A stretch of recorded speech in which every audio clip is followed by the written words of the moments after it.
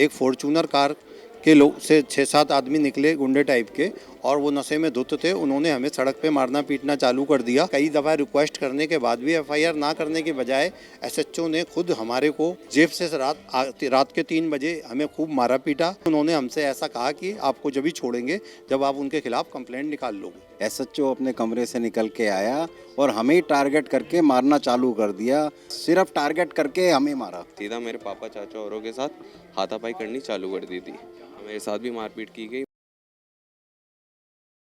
राजधानी दिल्ली में अगर आप असुरक्षित हैं या आपको किसी प्रकार का खतरा लग रहा हो तो आपके जहन में आता होगा कि दिल्ली पुलिस की मदद ली जाए। लेकिन इस खबर को देखकर आप भी चौंक जाएंगे कि दिल की पुलिस कही जाने वाली दिल्ली पुलिस का असली चरित्र देखिए। किस प्रकार एक सीनियर सिटीजन को थाने में ले जाकर उसकी पिटाई कर दी। ये आरोप है पीड़ित सीनियर सिटीजन का। दरअसल मामला है बीते दिन की, जब दो सगे भाई जो सीनियर सिटीजन है वो अपने काम से घर लौट रहे थे। घर पहुँचने में महज 700 मीटर की दूरी रह गया था कि अचानक जाम लग गया, जिसके बाद पीड़ित बुजुर्ग देखने जाते हैं कि आखिरकार जाम किस वजह से लगा। तो पता चला कुछ युवक एक फॉर्च्यूनर गाड़ी में ड्रिंक कर रहे थे। पीड़ित बुजुर्ग ने कहा कि गाड़ी आगे कर लो। इतने में युवकों ने बुजुर्ग दोनों भाइयों के साथ हाथापाई करने लगे। पीड़ितों ने आनन फानन में पुलिस को कॉल की, लेकिन लाचार पुलिस बस फोन कॉल पर बात करती रही, लेकिन समय से पहुंचना सही नहीं समझा। देर से आई पुलिस ने बिना कुछ सोचे समझे, बिना कुछ सुने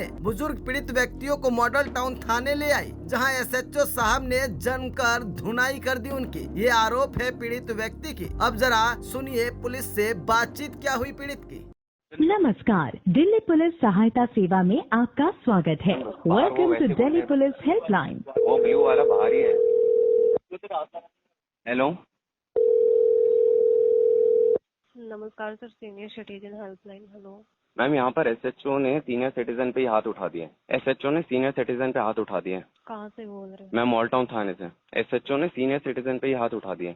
एक सेकंड सर। मैम प्लीज इस पे तो अब आप कार्रवाई कीजिए, क्योंकि यहाँ पर मैम मतलब समझ में नहीं आ रहा। मेरे पापा औरों के साथ मैम इतना ज्यादा हो गया। यहाँ पर एसएचओ सीनियर सिटीजन पे हाथ उठा रहे हैं। एसएचओ सीनियर सिटीजन पे हाथ उठा रहे हैं। आपके फादर पर उठाया है? मेरे फादर और मेरे चाचा पे 65 और 63 साल के व्यक्ति पे हाथ उठा दिया। मैम प्लीज अब तो ये डीसीपी पे कंप्लेंट जानी चाहिए। मैम रात के कितने बज रहे हैं मैम? रात के 3 बज रहे हैं। यहाँ पर मेरे ऊपर तो अलग से उठाया, मैंने वो सहन कर लिया। मेरे पापा और मेरे चाचा पे जो सीनियर सिटीजन है पुलिस स्टेशन के अंदर। सर आपके ऊपर भी उठाया, ये बताइए। मेरे ऊपर भी उठाया मैम, एकदम धक्का दिया मैम, धक्का। ठीक है। और पुलिस स्टेशन के अंदर मैम एसएचओ ने मैम वो करा है। मैम प्लीज आप इसको तो पूरा मैम डीसीपी के पास आप प्लीज मेल कीजिए। सर आपकी कंप्लेन भेज रहे हैं, ठीक है। मैम मैं तो बाहर हूँ, मुझे अलग से बोला बाहर जाए यहाँ से। वो गुंडे यहाँ पर है जिन्होंने मेरे पापा और चाचा औरों को मारा, और मैम वो यहाँ पर घूम रहे हैं। मतलब वो कह रहे पुलिस स्टेशन से बाहर जो वो मारेंगे तब आना। ये वाली कंप्लेन तो सर आपने पहले करवाई थी। मैम करवाई थी, वो गुंडे तो अभी यहाँ पर ही हैं। एसएचओ वहाँ अंदर। वो कंप्लेन आपकी सर कम से कम 8 या 10 बार भेज चुके हैं। अभी आपकी क्या कौन सी? मैम एसएचओ ने मैम मेरे पापा चाचा पे हाथ उठाया है। ठीक है सर, ठीक है, कंप्लेन आपकी भेज रहे हैं सर, ठीक है। मैम ये देख लो, अभी भी मुझे वो धमकी दे रहे हैं। आप वेट कर लीजिए, मैं आपकी कंप्लेन भेज रही हूँ थोड़ा। मैम पर आप ये बताइए मुझे यहाँ पर सहायता कौन करेगा? सर कंप्लेन आपकी यहाँ से भेज रहे, कॉल आ जाएगी पीसीआर की। राजधानी दिल्ली में दिल की पुलिस कही जाने वाली दिल्ली पुलिस का एक ऐसा चरित्र सामने आया। आप खुद ही सुनिए शख्स से आखिरकार उनके साथ क्या कुछ आप बीती है। उनसे जुड़ते हैं और जानते हैं सर क्या कुछ हुआ और कब का मामला है। ये 21 मई रात का लगभग 10 बजे का मामला है। हम अपनी कॉलोनी में अपने घर से 400-500 मीटर दूरी पे थे। वहाँ ट्रैफिक जाम लग गया था।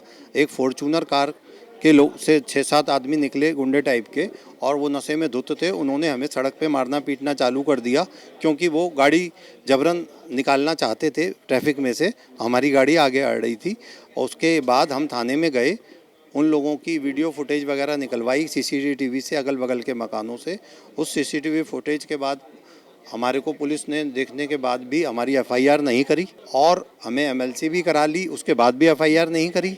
और उसके बाद हमारे कई दफ़ा रिक्वेस्ट करने के बाद भी एफआईआर ना करने के बजाय एसएचओ ने खुद हमारे को जेब से रात के 3 बजे हमें खूब मारा पीटा, और हमारी जेब से पैसे निकाल लिए जो कि लगभग 40,000 रुपये थे, और मोबाइल छीन लिए हमारे। और सवेरे 8:30 बजे तक हमें थाने में बंद रखा और जबरन कागजों पे साइन कराया। आपका क्या नाम है, कितनी उम्र होगी आप? मेरा प्रवीण कुमार, मैं 63 साल का हूँ। कहाँ से आप घर जा रहे थे? मैं कैंप से अपने डेरावाल नगर घर के जा रहा था। तो घर को जा रहे थे। जो फॉर्च्यूनर गाड़ी में सवार थे वो कौन लोग थे, कुछ अभी तक पता चल पाया? उनका हमें कुछ भी नहीं पता चल पाया कि वो कौन लोग थे। ये पुलिस को जानती है, पुलिस अच्छी तरीके से जानती है, क्योंकि जब पुलिस को ये पता चल गया, जब भी पुलिस वालों ने ये हरकत करी हमारे साथ, उन लोगों के जो भी उन लोगों के साथ में प्रलोभन मिला उनको, या जो भी गैरकानूनी प्रलोभन मिला या जो भी मिला, जब भी उन्होंने हमसे ऐसा कहा कि आपको जब भी छोड़ेंगे जब आप उनके खिलाफ कंप्लेंट निकाल लोगे। तो आप पुलिस के अलावा अगर आपके साथ कोई हाथापाई ऐसे एसएचओ करते हैं तो उसके ऊपर भी आला अधिकारी बैठे होते हैं लाइक डीसीपी, कभी आप उनसे मिलने की कोशिश की आपने? हमने डीसीपी से भी मिले, हम जॉइंट सीपी से भी मिले, स्पेशल कमिश्नर से भी मिले, कमिश्नर साहब के भी ऑफिस में जन सुनवाई में गए। हमने सब जगह अपना कंटिन्यूअसली सारे विभागों को, मानव अधिकार आयोग ने भी इसके ऊपर इंक्वायरी बिठा दी है, उन्होंने भी संज्ञान लिया है।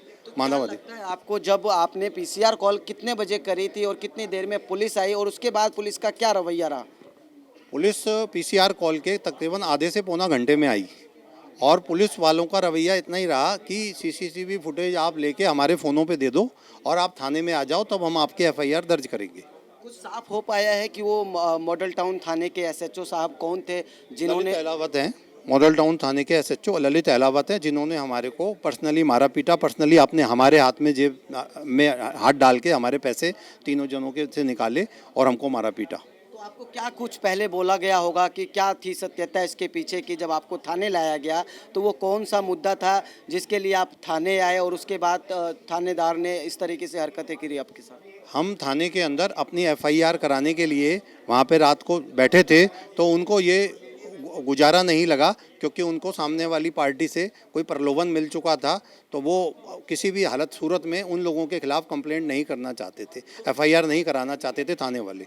तो फाइनली आप लोगों को क्या आश्वासन दिया गया है प्रशासनिक तौर पे, क्या कुछ कहा गया है? क्या उस एसएचओ के पीछे कोई जांच बैठाई गई है? हमारे को अभी तक इस बारे में कोई ज्ञान नहीं है कि उस एसएचओ के पीछे कोई जांच बिठाई गई है या नहीं बिठाई गई है, और हम पुलिस से लगातार ये क्या कहते हैं कोग्निजेबल ऑफेंस हैं, और हम पुलिस का ये कहना है हमारे को कि उनको कोग्निजेबल ऑफेंस के खिलाफ इमीडिएटली एफआईआर करने के बाद ही जांच करनी चाहिए।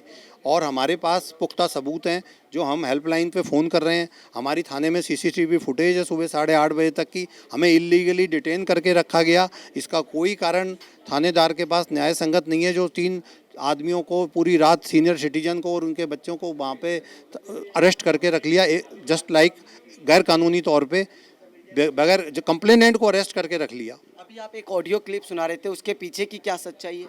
उसके पीछे की सच्चाई हमने आपको आरटीआई में उसकी सच्चाई पूरी की पूरी दे दी है। उसकी पूरी लिखित जो आरटीआई से सर्टिफाइड कॉपी आई है, वही आरटीआई में दिल्ली पुलिस ने जो हमें प्रोवाइड करी है, वही वर्ड लिखे हुए हैं उस क्लिप के उसके ऊपर। चलिए शुक्रिया। तो देख सकते हैं आप जिस तरह से दिल्ली पुलिस कही जाने वाली जो साफ तौर पे कहती है शांति सेवा न्याय, यानी आम जनता के लिए वो सड़कों पे तैनात रहती है और कितनी देरी करती है पब्लिक तक आने में, खुद आप सुन रहे हैं। और दूसरा चरित्र पुलिस का जो आमूमन तौर पर शायद आप इसका अंदाज़ा भी नहीं लगा सकते, जिस तरह ये शख्स बयां कर रहे हैं कि एक एसएचओ की हरकतें किस तरह से थाने में होती है। अब जुड़ते हैं इनके भाई से। आप दोनों भाई हैं? हाँ, दोनों भाई हैं। क्या कुछ मामला था उस रात को जब आप लोगों को डिटेन कर लिया गया? भाई ने बता दिया पूरा मामला, वही सेम था। तो आपको भी मारा? हाँ, मेरे को भी मारा। आप लोगों से क्या कुछ कहा गया मारने से पहले? कुछ तो पूछा होगा आपसे कि हाँ वो चीज़ बताइए क्या था? नहीं, कुछ नहीं पूछा। एसएचओ अपने कमरे से निकल के आया और हमें ही टारगेट करके मारना चालू कर दिया। हमें भी समझ में नहीं आया ये हो क्या रहा है। क्या लगता है आपको उसके पीछे क्या कुछ राज है या कोई ऐसी चीज़ें हैं जो कुछ पॉलिटिकल दबाव था? क्या था, कुछ आप उनको जानते थे? नहीं, हमारा कभी भी वास्ता नहीं पड़ा।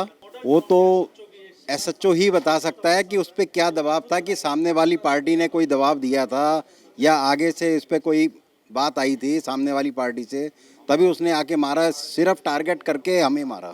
तो मॉडल टाउन एसएचओ साहब का नाम अभी क्लियर हो पाया है, क्या नाम था? हाँ, वो एसएचओ साहब का ललित अहलावत नाम है। क्या नाम है आपका? मेरा नाम निखिल कुमार है। हाँ, निखिल, क्या हुई थी पूरी वारदात, कब की है ये 21 मई की वारदात है, रात में हुई थी।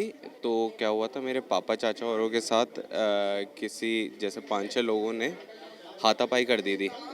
तो हम लेट हाथापाई का कारण कुछ नहीं था, बस वहाँ पर गाड़ी का जाम लग रहा था। तो बस ये था कि पापा और चाचा गाड़ी साइड करी, मतलब निकल कर साइड करवा रहे थे। उतने में वो नशे की हालत में, जो पता चला कि नशे की हालत में थे, उन गुंडों ने सीधा मेरे पापा चाचा औरों के साथ हाथापाई करनी चालू कर दी थी। और फिर हमें फ़ोन आया, मेरे पापा का फ़ोन आया कि हमारे साथ ऐसे मतलब 5-6 लोगों ने हमारे साथ मार पिटाई करी है।